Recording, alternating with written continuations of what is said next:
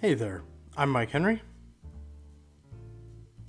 and this is my Procreate demo for the character I call Rita Haymaker.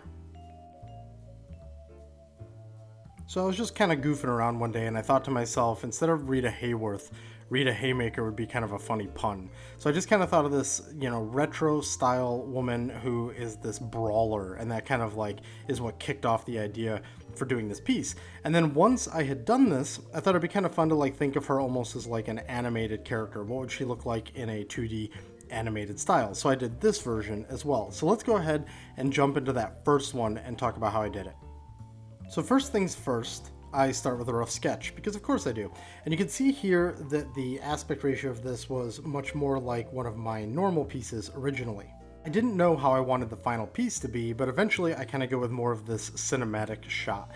Here I'm just trying to set up what the design of this character might look like, but instead of designing her in sort of a more, planned out conceptual pose, I just went straight into the illustration to see if I could find the character there. And I'm exploring these shapes and doing this rough sketching with my fat pencil, which is linked in the description below. One thing though about the fat pencil, in one of my previous videos, like the last one or the one before that, I mentioned the idea of learning to modify your brushes. Even when you buy a brush from someone because you want to get a certain look, knowing how to control these brushes is a really important thing to learn so that you can alter them later. So right now I'm doing this sketch with my normal fat pencil, just sized up a little bit so it's a little bit chunkier. But once I start going into the final lines of this, you'll notice that I'm working with a version of it that has way more size dynamics than it normally does. And that's because that was the look that I decided that I wanted to go for, so I have something that can get pretty darn thin and pretty darn thick based on the pressure that I'm applying. So right here we're going to do a crop, and I'll zoom in for this too. So now this is actually what we end up doing for the final aspect ratio of the overall piece. You can already see though with the way that these lines are coming in that this isn't just sort of the normal fat pencil where I'm building things up or maybe even having some sort of size play in there, but not so dramatic. You can see that especially on her back as it goes into her deltoid, how that pencil goes from thin to really fat to thin again, and then you can see a little bit of these wispy bits here or there, and that's just me taking the fat pencil, augmenting the shape dynamics for it, and then learning how that behaves. Does that feel comfortable? Is that something that I want to keep going with? And then using that throughout the entire piece. Second there, you can also see me sort of rearranging this hand, trying to get that hand exactly the way I want it. Sometimes when you do a rough sketch, you get something that feels really good, and then when you go to figure out the final anatomy or specifics of it, you're like, oh shit, okay. So that's kind of what that was right there. So the spirit of this here is I'm referencing old style haircuts. I'm keeping her sort of makeup and her jewelry and some of her outfit period accurate. And by period in this case, I just mean kind of a general vibe so that when you look at this, you can tell that she's retro. I wasn't being overly careful about the era that I was pulling from here. But then to kind of contrast all of these dainty sort of classic feminine elements, I then have her in these gloves that it looks like these driving gloves almost, but they're chunked out a bit and they're a little different. And that's just there to provide some fun contrast. You can see here too at the top, I was going to put this trim that was going to have this frilly thing going on, but I didn't really like the way it was looking. So I played with a couple of other things. I did look up some reference from some dresses and outfits of the era, and I ended up going with more of this faux furry sort of puffy thing going on here. Now we're just adding a few of those little details, and then to speed things up, you can see here I just flip the hand to the other side, but then I redraw it so that it doesn't feel 100% mirrored. There are times, of course, where I'll do something that is deliberately mirrored, but for this one I didn't want it to feel quite so symmetrical. But we're using that hand structure because it's more or less in the same position, and since I had struggled with it, here's another one of those areas I talk about a lot where you're trying to, a lot of doing art is about gaming your own brain and trying to get that right, and so I could sense that I was struggling with it, so let's just go ahead and take what I already solved and move it over there and call that good. Then we finish up that side of her body. I said dress earlier, she's actually wearing a top, and then there are separate pants to it. So we get some of the pants action down below, get this black cast shadow in there to really drive that lighting and the style of it. Choosing to go with black shadows is a specific choice. Now I'm just kind of noodling in some like little details here or there, making sure everything is coming together on the line side before I move over to the colors. Eliminate the sketch line, just turn off the layer, and then duplicate the lines and blur them, and you get this sort of fuzzed out, like almost like it's on a transparent thing, like it bled a little bit, vibe that you see me and other artists do on a bunch of pieces. Once I had the lines doing so much of the work, I knew that I wanted to keep the colors fairly simple. So you can see here we're going in with just flats. Then eventually we put in some lighting. I wanted the palette for this character to punch and feel cartoony and fun, but still feel like it kind of came of that loose era that I'm aiming for here. When I look at this character, I kind of think of her as she would be like an awesome Power Stone character. So I wanted her to pop off the screen like that, but still be referencing that era so that all the like the pun and kind of the vibe I'm going for is absolutely on point. We've got a little bit of skin tone variation there, get some of that flushness in the fingers and the cheeks and the nose.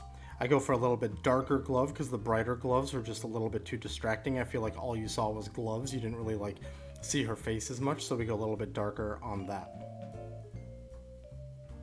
Now we start trying to figure out the setting for this, and I thought, hey, if she's kind of like this cage fighter, you know, brawler type, let's go ahead and put her in someplace dark, like she's actually at an event. I put these scars all over her because she's not like, she doesn't like veer into the Vega territory of like, oh no, please don't ruin my beautiful face type thing. She likes putting on makeup and having her hair look nice and dressing well, but she's in it to fight, and she's not going to hold back on all that. So now we're starting to get some lighting in here, some kind of unique lighting compared to what I normally do on here. The concept of this lighting is that there's a blue light shining down on her, and then there is like a, I guess kind of like taupe or like beige floor maybe that's kind of like reflecting up.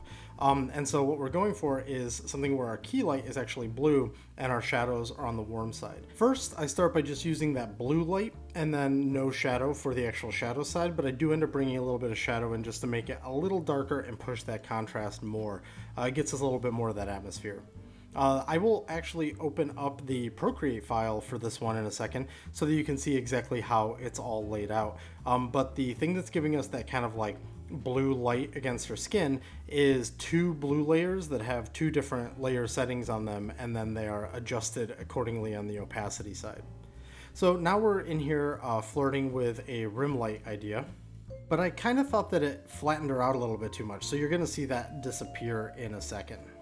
Over the next sequence, you're going to see a lot of me turning things on, flipping things off, adding like this little kind of bounce vibe coming from the bottom, adding the noise layer, doing all these different things to kind of give it the right quality that I'm looking for. But at some point I recognize, hey, if she's in this like bar brawl or underground fighting thing, should be other people there watching her. But obviously this is all about her, and I don't want to spend a lot of time doing like a bunch of unique people in the background.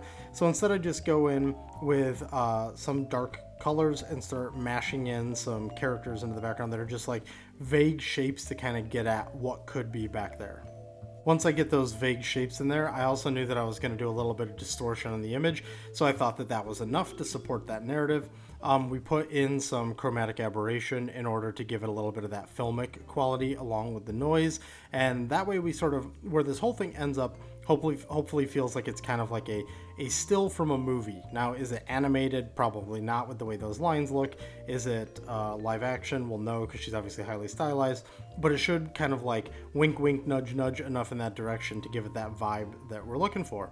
So that right there is the final version of the first Rita Haymaker piece. Now let's dive into the Procreate file so we can kind of see how this whole thing's laid out. Okay, so here we are in Procreate. This is the piece right here. You can see at full resolution. Of course, it's got some chromatic aberration on it, so it looks a little blurred out there. Let's go ahead and open up these layers. I'll try to get her fully on screen here. Okay, so the first layer we have, and you'll notice I don't have any of my layers really named. When I work in Photoshop, I'm meticulous about layer naming, but since layer naming in Procreate with like the virtual keyboard on the iPad and all that kind of stuff is a little bit clunkier, and I don't really pass my files around to other artists to work with, I don't really concern myself with that. But if this was in like a professional environment, I would make sure this was all really well named so that I could hand it to somebody else and they would know what's going on. I recommend, if you're learning how to use any any of these programs, learning to work that into your workflow is would be very appreciated by the other people you could end up working with. So what do we got here? We have these bars right here to simulate a cinematic aspect. We'll leave those on though, because you can see I didn't finish the image there, so it's kind of irrelevant what's outside of that. Then over here, we've got our noise layer. So I'll zoom in here, turn the noise layer on and off. There it is off, there it is on. Let's go ahead and turn it off so we can keep going through these layers. Then we've got this light bleed at the top. You can see that right there. And then we've got the blue light bleed right there. So we got a blue one and a white one. They have their opacities adjusted accordingly. Let's turn both of those off. Then we have this kind of like bloom coming off of her shoulders, trying to accent how reflective her skin is with that light. Turn that off.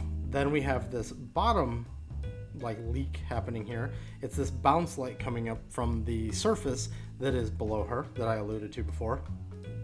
Then what is this? This is her on a layer that I've done some chromatic aberration on. So this is a separate piece because I wanted her to aberrate differently than the background. I don't know if aberrate is the right verb there, but that's the verb I'm going to use. So if we turn that off, that's what she actually looks like in the drawing when that effect is turned off. Then we have just my signature, which I don't even know. Oh, there we go. It's in the bottom right corner. Turn that off. Then the shines. So I put the shines like that on top of everything for two reasons. I don't want it to conflict with the lines at all. And I also want them to be the brightest, highest value elements in the entire image. So I don't want them to get affected by any of the other layers aside from some of these other layers here that we just turned off that don't really have much impact on it. So real quick, I'm going to turn all those back on again. Okay, and then we're going to minimize that folder and turn it off. So all those kind of bonus little effects there are all in that folder. Then this layer is just the lines, which is all just one layer. That does not mean it was one layer while I was working on the image. It just means that eventually they all got merged into one layer. I'm going to leave that on because if I turn that off, you're going to miss a lot of the structure. So this is where a lot of the extra effects are in. So here we've got the bounce from that floor coming up. And then we've got this, which is the bloom overall on all the bright stuff. So if you see like her hair and skin here, when I turn that off, that bloom goes away. That's created by duplicating all of those layers into one big layer and then blurring them a little bit to kind of get that bleed that we're looking for there. You can see here too that it's at a lowered opacity. Then this is just the shine on her lip. You can see right there, it's minimal, but it's enough to really make her lip look a little extra glossy. Then we've got the zig in her hair, the zigzag of light there, just to add some stylistic reflection. Here's where the bigger, more impactful layers come in. So we've got this layer and this layer. When I turn those off, you can see she gets a whole lot more naturally colored, and that's because what these are is an overlay layer that's set to full opacity. If I were to flip that back to a normal layer, it looks like that. So that's the color that we're working with here. Go back to overlay. Now I'll turn that off for a second and turn on the other one, which is a pin light. And if we make that 100%, that's what it looks like. And then we switch it back to normal, and that gets us that. So it's the same color, just in a different blend mode for the layer. Let's go back all the way till it's where it's supposed to be. So now those two together get us that vibe. That's what we've got.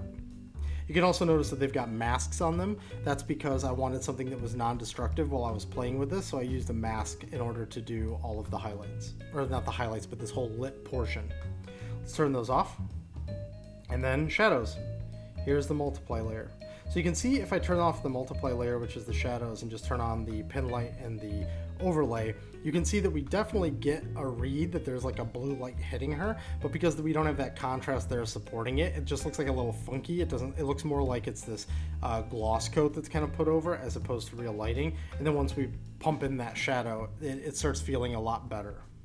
So now I'm going to go ahead and turn on all those layers again.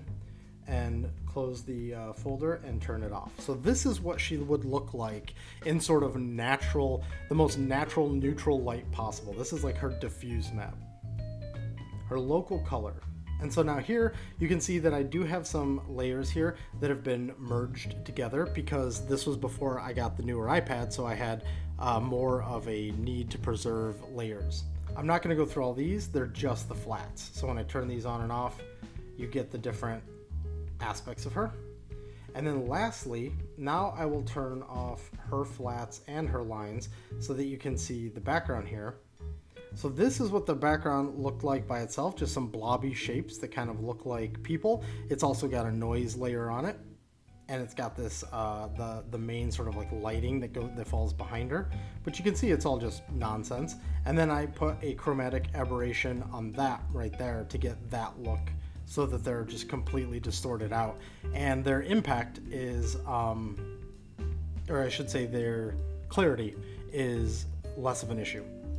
So that's the background. Then we turn her flats back on. We turn her lines back on just because she looks weird without it. We turn on that first set of lighting stuff, and then the kind of finishing touch elements right there. And that wraps up the Procreate file breakdown for Rita Haymaker. So let's dig into the 2D animated version. Since this was the same character, I didn't want to do two separate videos, but I drew this version of the character a few days after I did the original one. So this just starts with us trying to figure out her entire shape. Since we went with that cinematic shot the first time, we could kind of make a lot of stuff up and not really know where things were going. Also, because the line quality was a certain way in the other one, I wanted to go with something that was more of like an equal weight line across the entire piece. So this is much more like, let's solve her for like an animated style. I wouldn't say that I was thinking of her as if she were in Batman the Animated Series, but I was thinking of something similar in terms of simplified shapes and the single line weight across the entire drawing and a really simple sort of like shadow layer. So I was trying to kind of keep myself in that headspace. So you can see I'm trying to solve her anatomy. I'm trying to go for really big shapes to keep her iconic and keep her general physicality that was in that other piece the exact same. So I'm trying to solve her as well as get this like flatting in. Hey, what does the rest of her outfit look like since we now see the rest of her legs and all that? So I wanted to go for something that felt like it was true to the original but had the right amount of adaptation over to an animated scenario. So now that I've got her rough sketch in, I'm doing a slightly more tight, although not nearly final pass as well, trying to figure out what her face structure looks like if I'm actually going to try and think of her outside of that context, as well as what are the like just little details. We got to see her from different angles now, so what does this all look like? I didn't do turns, I didn't do expression sheets, I didn't do call outs on the head or the structure of something. This is all just for fun, but what I am trying to do is at the very least expand her dimensions a little bit so that, or I should say expand the understanding of those dimensions so somebody else, if they wanted to, they could also draw her. In a recent video I was talking about the kind of just like super shitty pass of sketching and just that concept of getting something on the page even if you don't love it. I would say that there's aspects of this phase that I didn't quite love, but I kind of had to trust in myself to just keep plugging along to make sure that I was getting some of the same appeal that I got in the first version of this in this version. So there are some things at this stage that I'm not really happy with, but just in the process of trying to get her solved, I just keep working on it, keep working on different things. Hey, I might not like the way the head's positioned, I might not like the way the hair's positioned, something like that, but I also still need to figure out her pants and her shoes and all of this. So I tried to just kind of keep my eye on that and plug ahead. I've slowed down the time lapse on this section quite a bit because doing a single pass with a single thickness line is really quick, and the way, especially with the way Procreate captures it. So this is like massively slowed down as far as the time lapse is concerned, so that we could try to just capture all of this. You can see kind of everything that's going on here. The most time consuming part is the part that you're watching right there with the kind of like frilly fuzzy thing going on at the top of her top. So what we're doing here is we're just trying to get the right amount of definition on her muscles, the right definition just on her anatomy in general, trying to leave out the right amount of detail on the costuming so that we can communicate like the type of pants that is, the type of gloves those are, without making them like so just smothered in detail. One of my absolute favorite things on the planet is Giant Robo. If you've followed this channel for years, you probably have heard me talk about it. I thought a lot about Giant Robo when I was doing some of these details because I think that they have an excellent economy of detail in that whole anime, with the way that they make like mechanics look really dense with detail, and then they make humanoids look really simplistic. So I was kind of looking at what they did with certain things like buttons and the belt loops and things to try and really get the right amount of detail here, the right amount of visual information to tell the player or tell the viewer. You can tell I work in video games, to tell the viewer that what the material is and what the different garments are supposed to be communicating and all that. One for this sort of like cute shoe that's really popular in that era that I was going for, but going like sockless to try and make it like a different, give her like kind of a different vibe. There's some Katharine Hepburn, I think, kind of woven into here. And then she's got these capris on, although I don't know that the era called them capris, but I'm not a capri specialist, so let me know if you're a capri specialist and comment down below. Anyways, and then so this is just trying to get these lines set up. Now, when you go with the thin line like this, so I've changed my pencil again now to have no reactivity to pressure, to try and keep that just as solid and even as possible. Once you do that, the coloring process actually becomes a little bit more tedious because you don't have a lot of play in those lines that you can kind of overlap with. So you have to be a little bit more specific and a little more careful. But you can see here, because we're going with this really clean line, really simple flats, really simple shadow, the coloring process and the line process on this is really fast. It's a little bit of one of those things where you're like, there's less room to hide, but there's also, it takes way less time to do something like this as well. So at this point, I'm just color picking from my original. I went through and I did that sort of scribble pass on this in the original colors, and now I'm just sort of color picking that and making sure that it's all the same. She had this gradient on her hair in the other one, so I believe I still honor that in this one. I'd have to see where this goes. We are doing some cheats. I mean, you can do some of this in animation anyways, but not everyone would take the time to do like the blush and all that stuff, so we include that. We include her scars. I was messing here with the idea of these kind of like the like little folds, the crease in the pants, but I decided to not do that. And here we're just finishing up like shoes and stuff. Now, when we go into the color phase on this one, I do something a little bit different in the beginning, but then I change it up. I go with a shadow that's just black with a lowered opacity, and that basically gets you like a gray shadow. And so you're not getting any extra color play here, but you're just basically taking the color that you've got and making it darker. And while that is probably, well, it really depends, but while that's probably something that might look a little bit more animated or like animated series or something like that, they of course chose all of their colors back then, so they probably wouldn't have just reduced it with black. So eventually what I do here is I go to more of like a method that you all know as digital artists, where we just use a color but set it to multiply so that we can get a little bit more just interesting color action going on, as opposed to it just being a darkening of the colors that are already there. You'll see that coming eventually. I go with a warm color. I don't remember exactly what color it is, but it's just kind of a pale warm orangey red type thing. You'll see it when it flips to it though, because the piece kind of gets like a little bit of a revitalization once that happens. You can see I did get that gradient in the hair. That line too that's cutting across her chest there, I wanted to try and find ways to simplify all of these shapes instead of completely honoring all of the topology of the character, and that's why you've got that across her chest. You've also got it like on her forearm. Also, the shadow that her chest is creating is just this big smooth shadow. Just trying to simplify these things and get it all looking a little bit more symbolic and more of an impression of what it should be, as opposed to something that's just like really true to form. I am not going to do a breakdown of this Procreate file because it's super basic. It's lines on top, flats underneath that, and then in between the two there's this shadow layer. Here at the very end I just add like a little bit of a texture to the background, and then I duplicate the entire image, darken it, put it underneath, and then shift it a little bit and lower that opacity, and that gets you this little drop shadow on her so that she kind of looks like she's on celluloid. And I just noticed some shenanigans that I'm pulling here, so I quickly ran into the Procreate file to double check, and I do not use the same shadow color across the entire piece.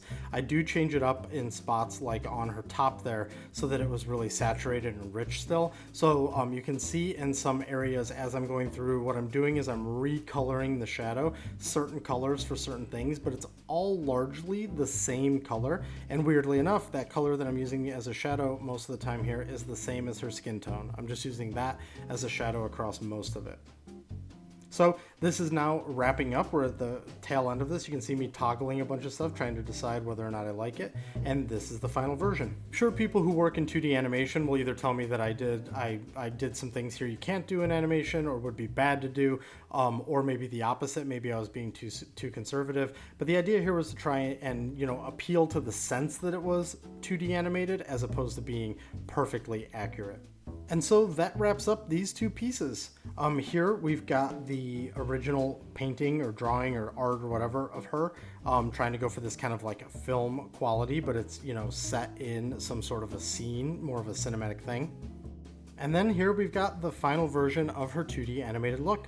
So thank you for watching. If you enjoyed this video, please consider hitting like and subscribe, and I'll see you on the next one.